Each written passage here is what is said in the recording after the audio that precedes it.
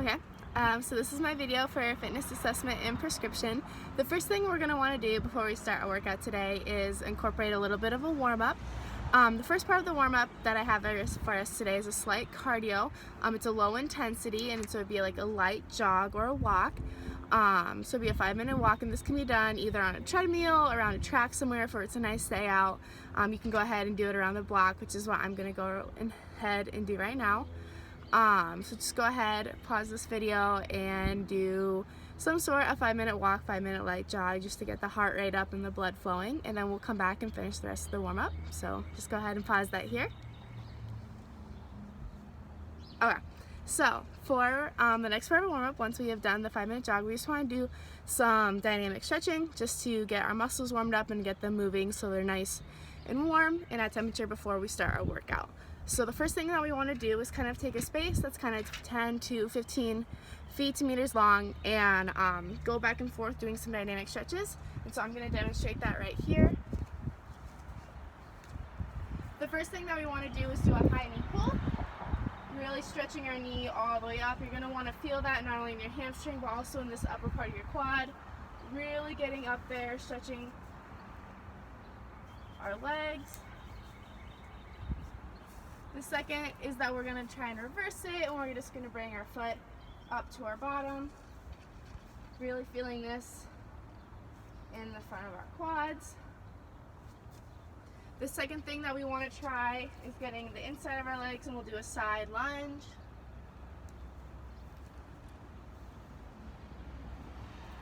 On the way back from here, we can do soldiers, just making sure you kind of get your arms legs all the way up there. You can do it in a slight walk or a jogging phase, which is a little bit more quicker. And then last thing we'd want to do is good mornings. And so these can be done taking your arms behind your head, feet shoulder width apart, slight bend in the knees, and then just bending down. This should really be felt in the hamstrings. Okay, so that was our warm-up. Once we are done with that, then we can go ahead and start with our workout. What I have today is an 8-minute EMOM and then a 25-minute high-intensity AMRAP for us. So the EMOM is an every minute on the minute workout for 8 minutes, and it's comprised of 4 different workouts, 4 different movements. And so each minute you will have a whole minute to complete that set of movements, and then the next minute we'll have another movement and another amount of those movements that you complete in that minute. The amount of rest you get is the time left in the remainder of the minute. So for the first exercise that I have us doing is 20 skiers. So I'm going to go ahead and move my camera angle.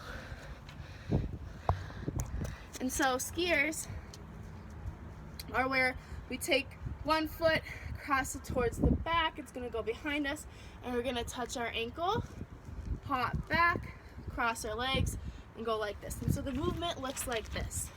So that is our first movement, and we have 20 of them. The second movement is overhead pulls, and so this is where you can take any sort of weight. I have a kettlebell here because I like using this weight for this exercise. Other things that you could use at home would be like a milk gallon.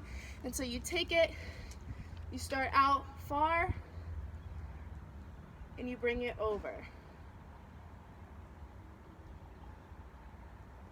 This is going to end up working your triceps, because when we bring that over, we're using our triceps to pull it back over. Obviously, the heavier the weight you have, the more of the exercise that you'll feel. The third thing that we have is suitcase lunges. So you'll take 2 of something that have some weight. You could use filled up water bottles. Again, 2 weight jugs here. I just have 2 3-pound weights. And it'll be like you're carrying a suitcase. So just at your sides and just lunge. And we have 20 of those as well. And then the last exercise for this EMOM will be jumping jacks. So the simple up and down like this. If it is someone who can't quite do jumping jacks or overhead movements might hurt, you can also do 1 at a time movements like this and just try and keep up the pace. And so those are our 4 movements for the 8-minute EMOM. So what you'll do is the first minute, you will do 20 of the skiers, and then whatever time you have left will be your rest. Minute 2, you will have 20 of the overhead pull-throughs. Minute 3, you will have 20 of the suitcase lunges, and then finally in the minute 4, you will have 20 jumping jacks, and then it'll just go through those exercises again for a total of 8 minutes. And that should be a slight warm-up for what you'll be doing next. So our next, after this, is a 25-minute AMRAP. So an AMRAP is as many rounds as possible of these exercises. However, the goal is to also maintain your integrity throughout the whole thing. So you don't want to start off super hard and super fast, and by the end you feel dead and tired. You want to try and maintain the same pace throughout the whole 25 minutes. And so make sure to start, when you do start, that you're not going at the highest intensity that you possibly can. You just want to start off at a good solid pace and maintain it throughout the whole 25 minutes. And so for this AMRAP, we have 6 different exercises, a mixture of arms, legs, and cardio. And so the first thing that you'll want to do, the first exercise, is a 200-meter run.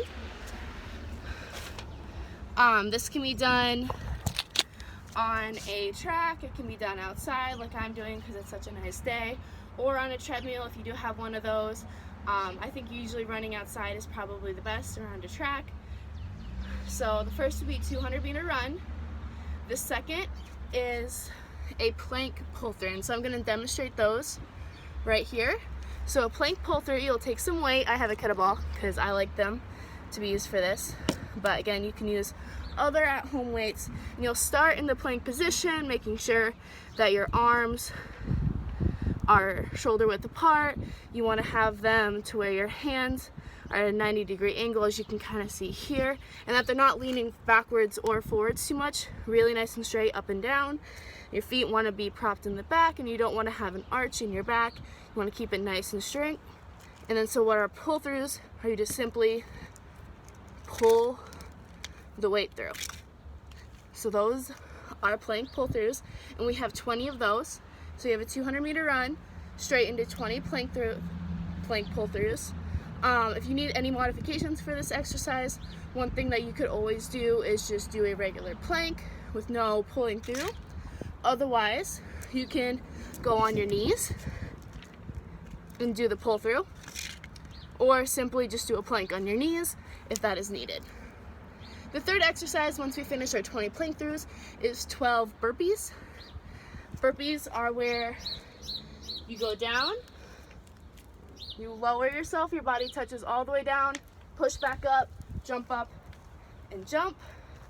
If there's any modifications needed for this, what someone can do is just regular up downs. And so this is different from a burpee because it doesn't include such jerky jumps, if that makes sense. The modification would be this, so they would jump up, jump down, stand up, out, in, up. Simple like that, but it'll still get the heart rate up. Our fourth exercise is just 20 kettlebell high swings. Again, this can be done with a different amount of weight. I like kettlebells because they're very easy and functional, but it can be done with weight that you have at home. And so what these are is they're like a normal kettlebell swing, except you're going all the way up over your head, so the bottom of the weight is facing up towards the sky, like this.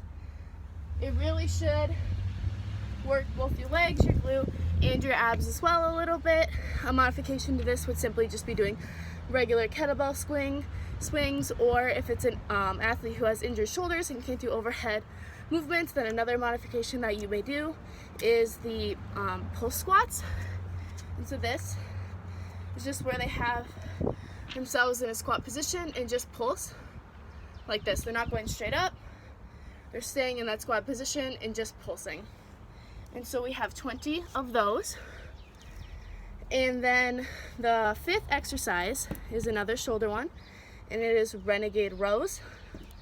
Here it's like in the plank position again, but you have 2 weights. Again, I'm using my 3 pounds right here just to demonstrate. And so the rows is in a plank position, again making sure that they're not leaning too much forward, too much back, or that their hips are piked. And you just want to do almost a bicep curl or a row-like fashion with the weights. This can be extremely challenging for some people, and so this modification might just be used to do bent over rows, and in that instance then they would just stand shoulder width apart. They would have their bend at the waist, make sure their back is straight, and then making sure they're pulling up, really engaging their lats. The sixth and final exercise in this AMRAP is 25 dumbbell clean jerks. And so you'll take a singular dumbbell, hopefully more than 3 pounds, but this is what I'm going to demonstrate with because this is what I have at my house. And what you'll want to do, shoulder feet width apart, you'll want to squat down, make sure the weight touches the ground. You'll want to pull it up to your shoulders and then push up. And so like a fast movement like that. And that is our 6 movements for our AMRAP. And so like I said, you would complete those exercises one after the other for 25 minutes straight, trying to get as many rounds as you can in. The key is to make sure you stay consistent through the whole 25 minutes. So we can go ahead and do that and just pause the video, and then afterwards we will go through a cool down. Okay. So the last thing that we want to do is a cool down. And for the ending cool down, we want to make sure they are stretching our muscles. In the beginning we were more dynamic, and now we want to focus on being more static. And so what we can do is we can sit with our legs out, touch our toes, try and pull them inwards, really stretch the entirety of our legs. Sometimes I just kind of pulse back and forth.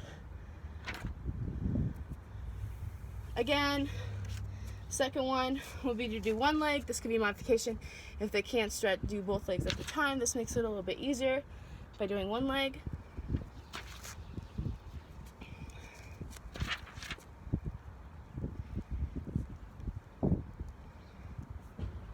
Another one that is really good for stretching the legs is a yoga movement called downward dog. And in this position we almost just want to make like a pike with our bodies, and so you will take your arms and your legs and push into a triangle position. We want to try and work our feet all the way to our ground and stretch out our back. This should really be felt in the back of our hamstrings.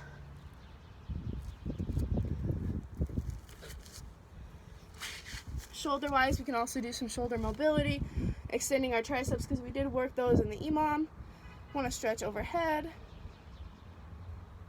making sure both sides are done.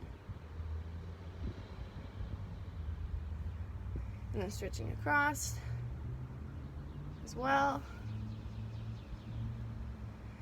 And then when working out, I always like to end with some sort of, not exactly cardio, but a cool down that is movement. And so I will go ahead and we can walk for 3 minutes at just a nice casual pace, just so that we keep our muscles moving, but then casually slow them down. So that was my workout.